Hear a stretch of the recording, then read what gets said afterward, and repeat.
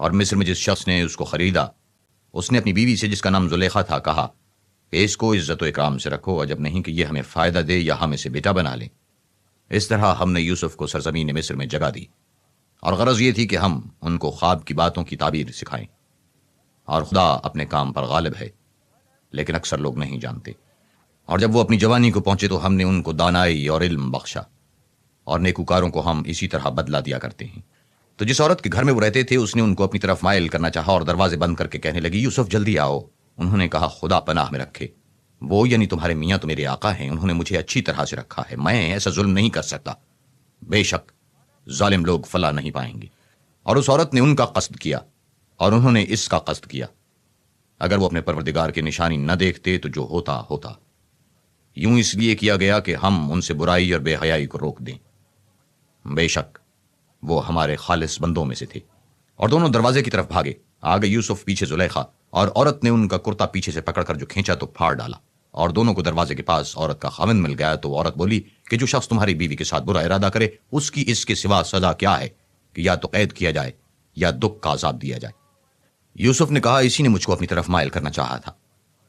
اس کے قبیلے میں سے ایک فیصلہ کرنے والے نے یہ فیصلہ کیا کہ اگر اس کا کرتا آگے سے پھٹا ہو تو یہ سچی اور یوسف جھوٹا ہے، اور اگر کرتا پیچھے سے پھٹا ہے تو یہ جھوٹی اور وہ سچا ہے۔ جب اس کا کرتا دیکھا تو پیچھے سے پھٹا تھا، تب اس نے زلیخا سے کہا کہ یہ تمہارا ہی فریب ہے، اور کچھ شک نہیں کہ تم عورتوں کے فریب بڑے بھاری ہوتے ہیں۔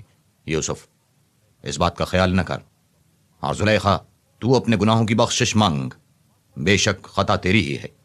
اور شہر میں عورتیں گفتگویں کرنے لگیں کہ عزیز کی بیوی اپنے غلام کو اپنی طرف مائل کرنا چاہتی ہے اور اس کی محبت اس کے دل میں گھر کر گئی ہے، ہم دیکھتی ہیں کہ وہ صریح گمراہی میں ہے۔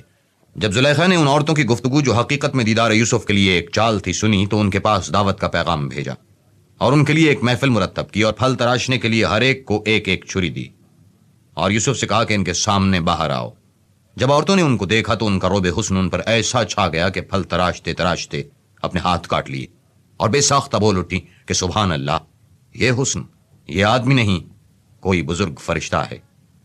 تب زلیخا نے کہا، یہ وہی ہے جس کے بارے میں تم مجھے تانے دیتی تھی، اور بے شک میں نے اس کو اپنی طرف مائل کرنا چاہا مگر یہ بچا رہا، اور اگر یہ وہ کام نہ کرے گا جو میں اسے کہتی ہوں تو قید کر دیا جائے گا اور ذلیل ہوگا۔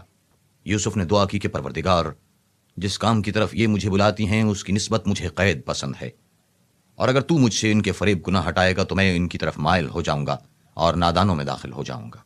تو خدا نے ان کی دعا قبول کر لی اور ان سے عورتوں کا مکر دفع کر دیا۔ بے شک وہ سننے اور جاننے والا ہے۔ پھر باوجود اس کے کہ وہ لوگ نشان دیکھ چکے تھے، ان کی رائے یہی ٹھہری کہ کچھ عرصے کے لیے ان کو قید ہی کر دیں۔